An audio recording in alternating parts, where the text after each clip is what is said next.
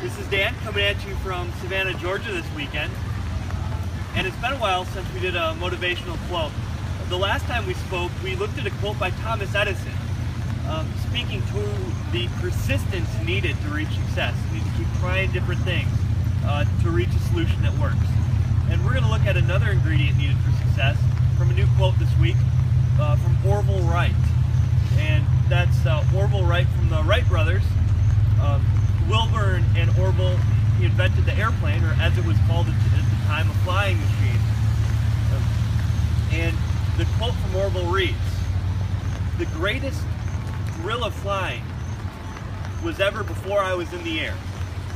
It was the excitement from dreaming about flying." That quote's from Orville Wright. So with that, we'll ask the question we ask every week, which is, okay, how does this apply to me? And why are you telling me this quote, Dan, about aviation? And well, it's true, I have an affinity for aviation, and I'm a pilot myself. That's not the reason I'm sharing the quote. There's more to it. But to fully understand the quote, we have to look at the context of the era that the quote is from, which was the turn of the century, the early 1900s, which was the turn of into the 20th century. And much like the 1990s and the dot-com bubble, there were many inventions happening during that time. It was a very busy time. And one of those was the race to be the first person to invent the flying machine, or the airplane.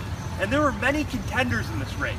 There were the Wright brothers, Wilbur and Orville Wright, but there was also another contender who had what it appeared to be a great recipe for success.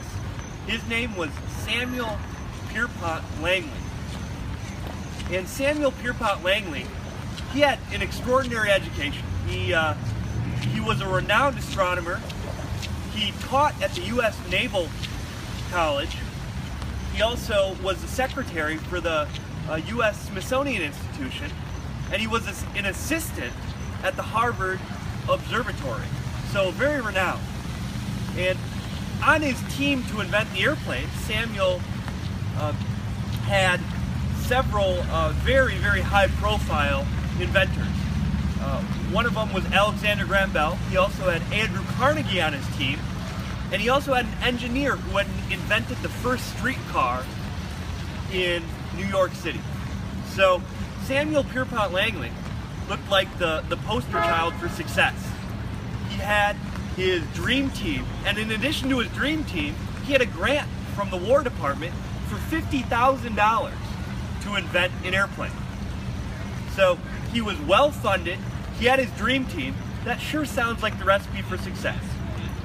And then we look at the Wright brothers. What did Wilbur and Orville have? Well,